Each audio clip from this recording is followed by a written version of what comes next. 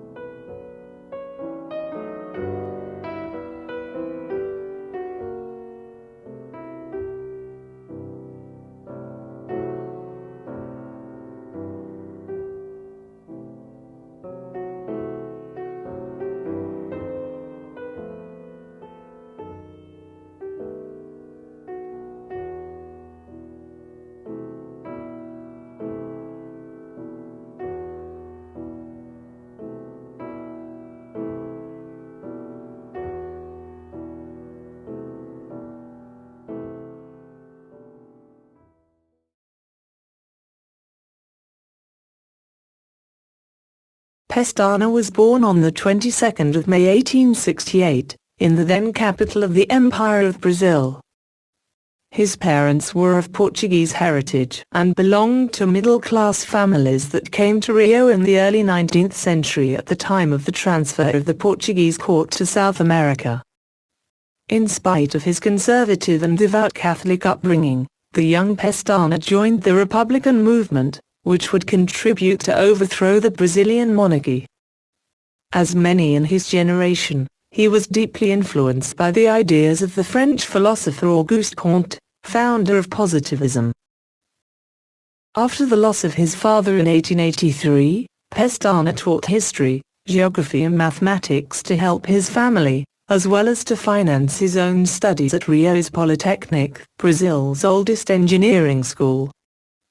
He earned a degree of civil engineer at the age of 20, the youngest in his class.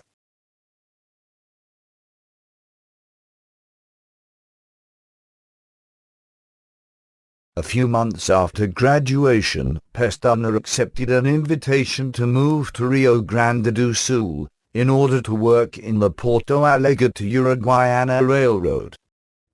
The job required constant traveling throughout Rio Grande's hinterland. It would acquaint him with the peculiar politics of the state, uniquely fashioned by the Auguste Comte-inspired dictatorship of Governor Julio de Castilhos. Pestana witnessed the Rio Grandense Civil War of 1893 to 1895, one of the bloodiest conflicts in Brazilian history, and was a staunch defender of Governor Castilhos and the Republican Party.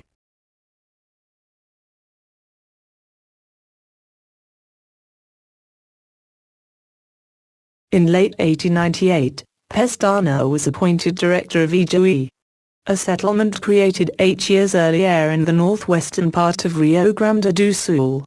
The place was facing a severe crisis caused by bad management, and by quarrels among its more than 10 ethnical groups. Upon his arrival in early 1899, Pestana gathered the leaders of all immigrant communities in a place currently known as Union Hill, and managed to pacify them. He rationalized the policy of rural settlements, favoring families with previous experience in agriculture, and invested in education and infrastructure, helping to diversify the economy of Ijuí.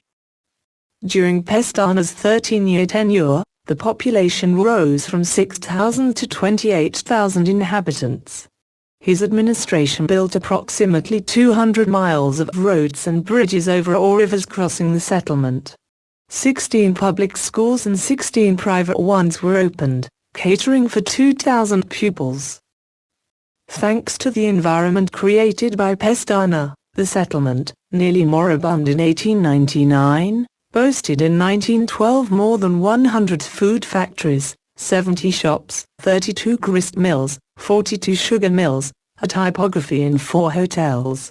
Half of the local production was exported, including goods such as timber, furniture, tobacco, corn and lard. The steep demographic and economic growth of the settlement allowed the Ijoe to gain political autonomy in 1912. Pestana was the first mayor of the new municipality, one of the best examples of sustainable development and ethnic integration in southern Brazil.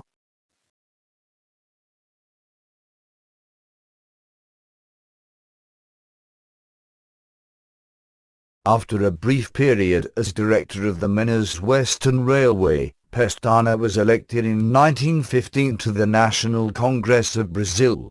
He was re-elected in 1918, always representing the Rio Grandense Republican Party.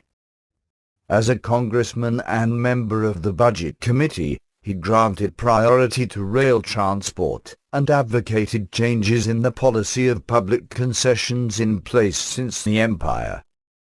The railway system in Rio Grande do Sul was particularly affected by the lack of investments from its private owner, the American tycoon Percival Farquhar.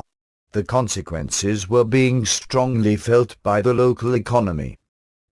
In 1920, in a joint effort with the federal government, Pestana managed to approve the nationalization of the Rio Grandense railroads.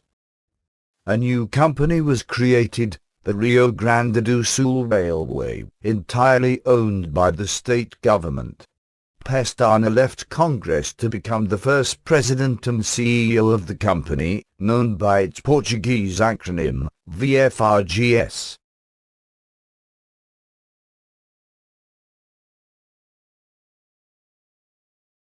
During the 1920s, first as CEO of VFRGS and later as State Minister for Transport, Pestana improved dramatically the performance of the Rio Grandense railway system.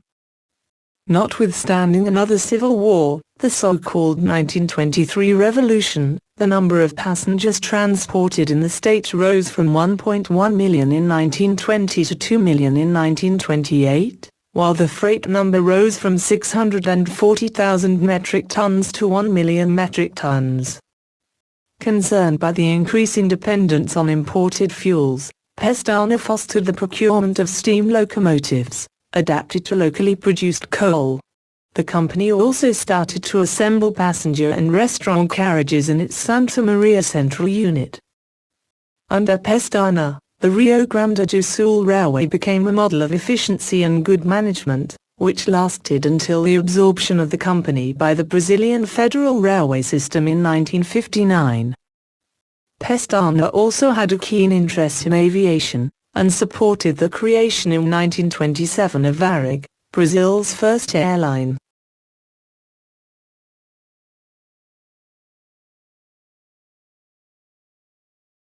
Pestana was re-elected to Congress in 1928, and again in 1930, when he supported the presidential bid of Governor Getulio Vargas, his comrade in the Rio Grandense Republican Party.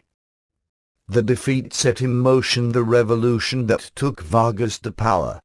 Pestana opposed the deployment of force, and did not participate in the new government. Following the dissolution of Congress in November 1930, he went back to Rio Grande do Sul.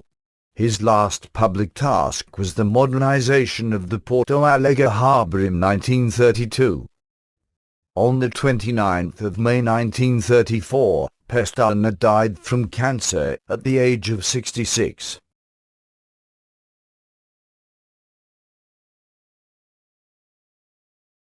Pestana was an archetypical member of the generation that built the first Brazilian republic, whose duration almost coincided with his career. an engineer turned politician, Pestana believed that infrastructure and education were key for the economic and social development of Brazil. The cities of Ijuí and Augusto Pestana are extraordinary examples of the legacy of his public policies and good governance. A statesman in the true meaning of the word, Augusto Pestana was, first and foremost, an engineer at the service of the Brazilian Republic and of his adopted home, the state of Rio Grande do Sul.